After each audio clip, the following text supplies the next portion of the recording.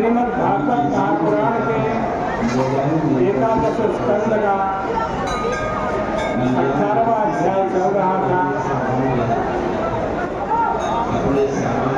भगवान उद्धव जी को संन्यास धर्म बतला रहे। देखो, सन्यासी को कह रहे हो कभी व्यर्थ के वाद विवाद में नहीं पड़ना चाहिए। अस्ति एके नायम अस्ति चेके, ये कठोपनिषद में आया है। दो पक्ष चलते आ रहे हैं। एक पक्ष है कि आत्मा मरने के बाद भी रहता है, और दूसरा पक्ष है कि आत्मा मरने के बाद नहीं रहता। इन पर शास्त्रार्थ करके अपना सिर फोड़ना है। आपका जिस संप्रदाय में निष्ठा हो आपकी, उसके अनुसार आचरण करें। कोई पक्ष नहीं लेना चाहिए। तर्कनिष्ठ नहीं होना चाहिए। भीड़ भाड़ से ज्यादा उद्विग्न नहीं होना चाहिए, और किसी को उद्विग्न भी नहीं करना चाहिए। ये नहीं कहना चाहिए कि एक गृहस्थ तो हमारे पास आकर बैठा है तो तुम ऐसे लोक में चले जाओ जहाँ धरती नहीं, ब्रह्मांड नहीं। अरे बाबा, गृहस्थ बैठता है तो बैठने दो,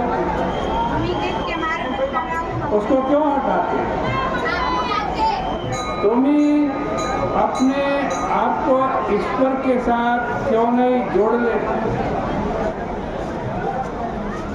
एक कथा आती है कि किसी स्त्री का धक्का लग गया एक ऐसे मुसलमान को जो नमाज पढ़ रहा है। उसने कहा कि या खुदा, तूने हमको धक्का लगा दिया। वह स्त्री बोली, मैं तो एक मनुष्य से प्रेम करती हूँ, उसके प्रेम में मैंने तुमको नहीं देखा, लेकिन तुम खुदा से प्रेम करके भी मुझे देखते हो, इसके लिए तुमको शर्म आनी चाहिए। इसलिए सन्यासी झूठ मूठ किसी को उद्विग्न न करे, किसी से किसी कारणवश बैर न करे, क्योंकि सबके अंदर परमात्मा बैठा है। खाना मिले तो खा ले, ना मिले तो भूखे रह जाए। देवादी एकादशी यदि जल्दी आ जाए तो उसमें भी खुश होने की जरूरत है। इसलिए नाराज क्यों होना? भोजन के लिए चेष्टा नहीं करनी चाहिए। एक भक्त कहा करते थे कि भोजन मांग करके कर लेना चाहिए, किसी से मांग लेना चाहिए, भोजन कर लेना चाहिए। क्योंकि योगक्षेमम वहाम्यहम, गीता जी में जो भगवान ने प्रतिज्ञा की है, ऐसे प्रतिज्ञा करने वाले भगवान हमारे लिए भोजन की टोकरी सिर पर लेकर आएंगे तो उनको बहुत तकलीफ होगी। वे हमारे लिए भोजन लाएं, चिंता करें, इससे पहले चलो हम उनकी चिंता मिटा। हमारे प्यारे को चिंता न करनी। आजकल कई लोग भिक्षा मांग करके खाने वाले साधुओं को भी समाज का बोझ समझते हैं। जब वे झोली लेकर गांव में जाते हैं तब कहते बंदा तो बिना कुछ किए खाता है। इससे क्या होता है, उस सच्चे साधु में सहिष्णुता आती है, अपमान सहन करने की शक्ति आती है। ये बात आराम से बैठ करके भोजन करने वाले को नहीं आती। कई लोग क्षेत्र में खाने वाले होते हैं, मठ में महंत मंडलेश्वरों की कमाई का खाने वाले होते हैं। अरे जो महंत और मंडलेश्वर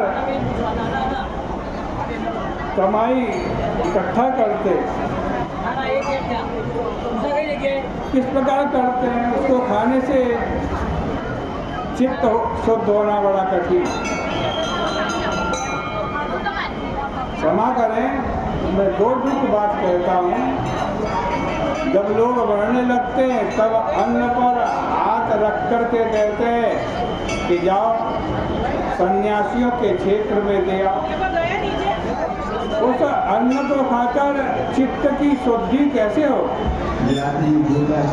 भगवान कहते हैं कि उद्धव जी, सन्यासी आवश्यकता से अधिक एक ग्रास भी भोजन न खाए, क्योंकि वह अंदर जाएगा तो चित्त को बिगाड़ देगा। इसलिए जितने से जिंदा रहे उतना ही खाए। जो कुछ अन्न वस्त्रादि प्राप्त हो उसी में संतोष कर, इसी से तत्व ज्ञान होता। शौचम आत्मनम स्नानम जोदनयाचरे अन्याश्च देवान्यानि यथाहं लीलेश्वर। सन्यासी को वेदाज्ञा के अधीन होकर शौच आचमन स्नान करने की आवश्यकता नहीं। उसका कोई भी नियम वेद की आज्ञा के अनुसार नहीं।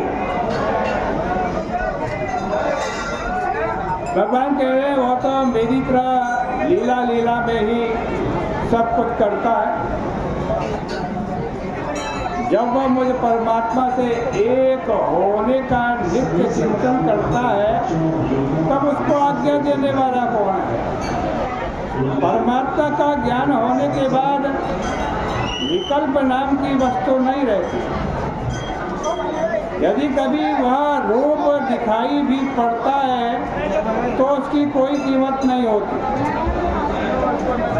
यदि वैराग्यवान सन्यासी हो तो उसे चाहिए कि वह सारे संसार से वैराग्य करके गुरु के पास जाए और वहाँ ज्ञान प्राप्त करे, ब्रह्म ज्ञान प्राप्त करे। यदि वह गुरु की सेवा करके षड्वर्गों को बस में नहीं करेगा तो इंद्रियाएं प्रबल रहेंगी, फिर उसको ज्ञान वैराग्य तो हुआ ही नहीं। त्रिदंड उसकी जीविका का साधन बन गए। त्रिदंडम उपजीवती। यदि सन्यासी का अंतःकरण शुद्ध नहीं हुआ तो वह अपने हृदय में स्थित देवताओं को, मुझको और अपने आप को अपमानित कर रहा है। सन्यासी का धर्म यही है कि उसमें शांति बनी रहे, वह किसी को दुख न पहुंचाए। वानप्रस्थ का धर्म है कि उसमें तपस्या और विवेक जागृत रहे। गृहस्थ का धर्म यह है कि वह प्राणियों की रक्षा और यज्ञ करे। ब्रह्मचारी का धर्म यह है कि वह गुरु की सेवा करे। इस प्रकार जो धर्म से मेरी आराधना करता है उसको मेरी भक्ति प्राप्ति होती है। भक्ति से ब्रह्म की प्राप्ति होती है और ज्ञान विज्ञान से युक्त होकर मनुष्य मुझे प्राप्त होता है। वैसे तो वर्णाश्रम धर्म बहुत श्रेष्ठ हैं, परंतु जब तक इसमें भक्ति का रस नहीं मिलता तब तक धर्म रस की उत्पत्ति नहीं होती। आनंद तो तब है जब मनुष्य को अपने धर्म के पालन करने में मजा आने लगे, आनंद आने लगे। जब मनुष्य के हृदय में भगवान कह रहे हैं मेरी भक्ति होगी और वह यह अनुभव करेगा मैं अपने प्यारे के लिए, प्रभु के लिए धर्म कर रहा हूँ और वे प्रसन्न हो रहे हैं, तब उसको और आनंद आएगा। तो तब मैंने तुमको बता दिया कि मेरा भक्त किस प्रकार मुझको प्राप्त करता है। इस प्रकार से श्रीमद् भागवत महापुराण के 11 स्कंद का ये 18वां अध्याय यही परिपूर्ण होता है। कल 19वें अध्याय की चर्चा आपके सामने होगी। आज